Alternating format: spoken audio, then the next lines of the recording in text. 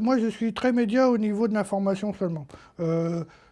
Après, à côté, moi, les télé-réalités, les people, tout ça, pour moi, c'est un peu le genre magazine détective ou tous les trucs comme ça m'intéresse pas. Mais au niveau de l'information, j'essaye de faire ma part des choses moi-même, et sinon, après, je m'informe un peu plus profondément. Je tape, on a un très bon moteur de recherche, on tape un mot, et puis voilà, après, un mot-clé, puis après, il nous diffuse ce qui va avec le mot-clé, donc après, je peux voir les articles, et puis lire, et puis voir, et puis aller sur plusieurs trucs, et puis faire une comparaison, quoi, une synthèse.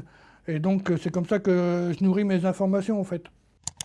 On est obligé d'y croire aux médias, puisque c'est la source d'information. Mais il y a tellement de choses qui se passent que maintenant, on se pose des questions. C'est devenu une formule, est-ce que c'est de l'info ou est-ce que c'est de l'intox? On entend tellement de choses euh, qu'on a envie de chercher à savoir la vérité, quoi, sur certains événements. En fait, je voudrais justement parler du scandale des pièces jaunes qu'on a pu entendre aussi bien sur les chaînes de télé que dans les journaux qui ont fait la une. Donc je voulais porter une réaction à ce sujet-là et puis m'informer, si savoir si c'était réel en fait, exact. Tous ces sources qui ont été publiées dans les journaux comme l'Express, Le Figaro, il y en a eu aussi sur le Canard enchaîné, enfin tous ces grands journaux qui ont dévoilé tous les frais que pouvait susciter cette organisation paysanne. Et puis bon, bah là, ça peut être que la réalité, puisqu'il n'a jamais eu aucun démenti. David Douillet, judoka de renom et parrain des opérations Piège Jeune, prête gracieusement son image à cette noble cause. Les quelques euros manquants pour boucler ses fins de mois lui étant versés par la Fondation des Pièges Jaunes. Quelques euros, c'est quand même des sommes importantes. Moi, je voudrais bien les avoir déjà pour mes fins de mois. Madame Chirac nous a expliqué qu'il est très légitime de d'effrayer une personnalité comme David Douillet. Sa notoriété rapporte bien plus à l'association en comparaison des frais. Ben tiens. Madame Chirac, elle aussi, est bénévole non salariée. Ses lignes de frais sont plus détaillées que celles de Monsieur Douillet. C'est ainsi que pour l'année 2007, Madame Chirac a signifié avoir dépensé pour le bon fonctionnement des pièces jaunes un budget de, euh, accrochez-vous bien pour les sommes, 38 000 euros de frais de garde-robe. Un vrai top modèle. Soit une dépense en moyenne de 141 000 euros par mois. Alors on peut dire qu'à côté, David Douillet fait pas le figure.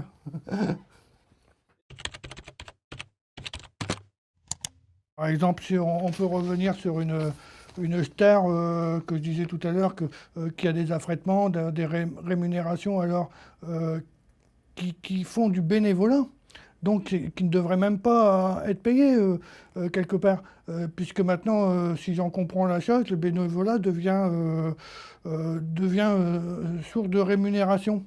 Donc ça n'a plus rien à voir avec du bénévolat. Peut-être que c'est sûr aussi que ça ne serait pas géré par le monde du show business, peut-être que ça n'aurait pas autant d'impact au niveau des dons. Mais bon, quelque part, il faut faire la balance, il faut dire, bon, ben, ça a moins d'impact, mais d'un côté, il y a moins de dépenses. De l'autre côté, ça a beaucoup d'impact, mais il y a trop de dépenses, il y a trop de frais, il y a trop d'abus. Donc, il faut faire la part des choses. Peut-être qu'en faisant la part des choses, on trouvera un juste milieu. Alors moi, je vois ça comme ça, mais bon, j'aurai des pouvoirs, je ferai la première mesure, ce serait d'exclure tous les frais de gestion, tous les défraitements, rémunérations, des dons. Ça ne devrait pas être pris en compte. La personne qui donne un don, c'est 100% don, c'est 100% qui va à l'action qui est concernée. Faut-il continuer à faire des dons? Oui, je pense, parce qu'il ne faut pas compter sur le gouvernement pour porter de l'aide. Non, il faut toujours continuer à faire des dons. Le problème, il faudrait peut-être changer le mode de fonctionnement. C'est le mode de fonctionnement qui est à changer. Les dons, il faut les faire encore. Faut-il encore faire des dons aujourd'hui? Oui.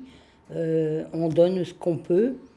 Principal, c'est qu'on fait. Ben, je veux dire que les Restos du Cœur, le Téléthon, c'est des dons qui sont respectés. Parce que c'est des causes ouais, spéciales. Resto du cœur, c'est pareil, ça aide les gens. Bon, Haïti, c'est vrai que c'est bien aussi, puisque bon, c'est vrai que c'est malheureux ce qui leur arrive. Tout ce qui est attrait à l'enfant, enfin à son développement. Donc si on, par le biais de cet argent-là, si on peut aider la recherche pour enrayer leurs mots, MAUX, voilà, ça serait super. Mais c'est vrai que les dons, quand on peut en faire, bon, un tout petit déjà, c'est bien, c'est le geste qui compte. Quand on travaille, c'est vrai qu'on a plus les moyens que quand on a que le RSA, c'est vrai qu'on n'a pas grand-chose à donner en don, quoi. Moi, c'est plus donner de mon temps et de mon énergie. C'est pas donner, c'est plus un don physique qu'un don pécunier. Franchement, je le fais. Les chèques, l'argent, je donne à la personne même. Si je veux vraiment aider, je le donne à la personne même. Il y a aussi ceux qui font la manche aussi, on donne aussi. Hein. Et c'est toujours les mêmes qui donnent de toute façon. Et ils font pitié, alors c'est toujours les pauvres qui donnent. Bon, moi par exemple, je fais au Resto du Cœur, je donne mon temps. Je donne mon temps à des gens qui viennent, les bénéficiaires bien sûr. Je les aide, je fais les coupes, brushing, voilà. Les couleurs, pas tout le temps parce que c'est un peu, on n'a pas tout qu'est-ce qu'il faut. Mais sinon, voilà, je donne mon temps dans ça. Ça s'appelle de faire un don.